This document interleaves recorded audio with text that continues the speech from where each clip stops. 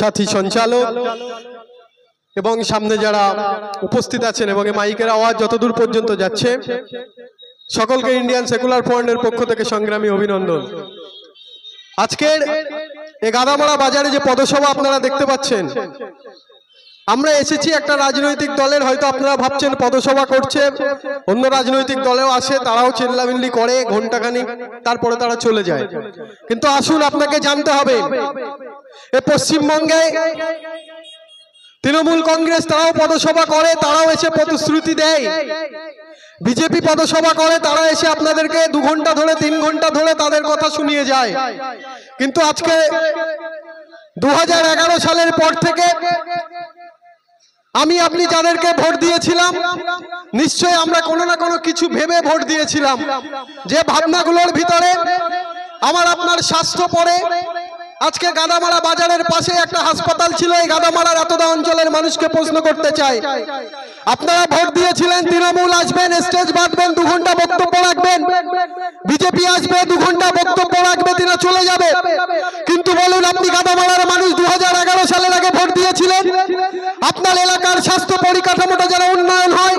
কিন্তু এতটা অঞ্চলের মানুষের মরিচা পঞ্চায়েত বলুন, এ আশেপাশে গ্রামের মানুষ বলুন, আপনারা যখন ছোট্ট একটা কোনো অসুখ ধরা পড়ে হয়, আপনাকে সেই আমনাগাতে ছুটতে হয়, না হলে জাগুলিয়া হাসপাতালে ছুটতে হয়।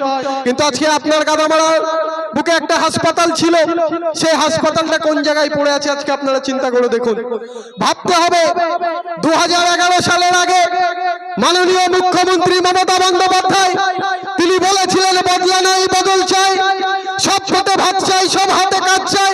আর আমি আপনি সাধারণ খেটে খাওয়া মানুষ, তার সেই নিরীহ মুক্তদের দেখে বিশ্বাস করেছিলাম এবং বদলা নয় বদল চাই বলে সেদিন 34 বছরের একটা সরকারকে বিসর্জন দিয়ে আমার আপনার সেই পেটের ভাতের জন্য, সেই কর্মসংস্থানের জন্য, সেই স্বাস্থ্যের জন্য, সেই শিক্ষার জন্য আমরা বদলা নয় বদল চাই মাননীয় মুখ্যমন্ত্রী মমতা ব্যানার্জিকে সেদিন আমার আপনার সাংবিধানিক অধিকার, মৌলিক অধিকার ভোটটা দিয়ে 2011 সালে ক্ষমতায় এনেছিলাম একটা 34 বছরের সরকারকে বিসর্জন দিয়ে।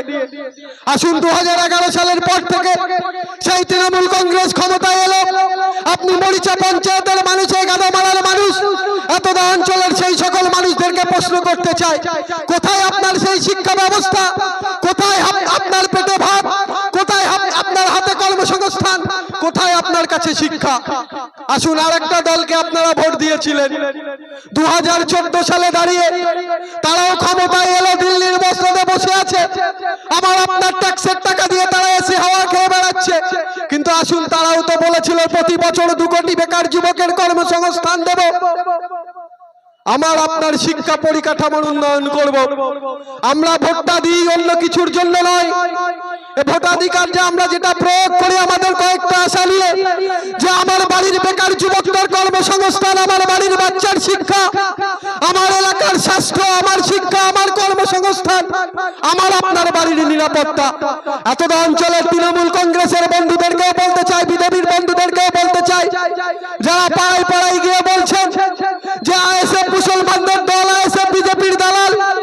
আরে বন্ধু, আইএসএফ তৈরি হয়েছে 2021 সালে, 4 বছর আগে একটা রাজনৈতিক দল তৈরি হয়েছে। আর মাননীয় মুখ্যমন্ত্রী মমতা ব্যানার্জির দলের যে সকল দাদারা আজকে পাড়ায় পাড়ায় গিয়ে বলছেন ওটা তো মুসলমানের দল, ওটা তো বিজেপির দালাল। আসুন, সেই সকল তৃণমূল বন্ধুদেরকে বলতে চাই, এবং যে সকল আমার বাবা কাকার বাড়িতে গিয়ে সেই তৃণমূল নেতৃত্বরা বোঝাচ্ছে তাদেরকেও বলতে চাই, 2021 সালে আইএসএফ পশ্চিমবঙ্গে তৈরি হয়েছে, কিন্তু তার থেকে 20 বছর আগে, 22 বছর আগে এ পশ্চিমবঙ্গে আর একটা দল তৈরি হয়েছিল, ন্যাশনাল কংগ্রেসকে ভেঙে দিয়ে মাননীয় মুখ্যমন্ত্রী মমতা ব্যানার্জি এবং তার দলের যে সকল নেতৃত্বরা আজকে পাড়ায় পাড়ায় ঘুরে ঘুরে গিয়ে বলছেন ওটা মুসলমানদের দল, আইএসএফ মানে বিজেপির দালাল। আসুন, তাহলে সেই বিজেপির দালালের গল্পটা একটু শুনে যাই।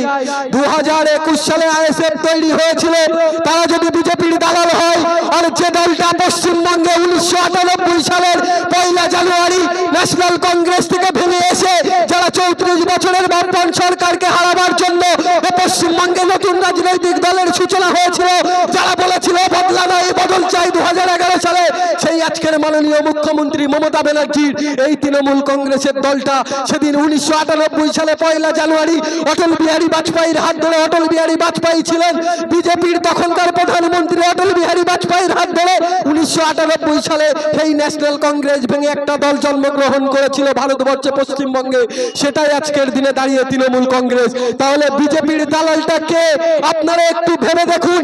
আমরা বলি আমাদের নিরাপত্তার জন্য ভোট দিয়েছিলাম, কর্মসংস্থানের জন্য, স্বাস্থ্যের জন্য, শিক্ষার জন্য। আর আজকের মাননীয় মুখ্যমন্ত্রী এবং তার দল এবং দিল্লিতে আর একজন আছে। তাই তো আমরা বলি আমার মাটি আমার মা ধর্ষকদের হবে না, আমার মাটি আমার মা চোর গুন্ডাদের হবে না।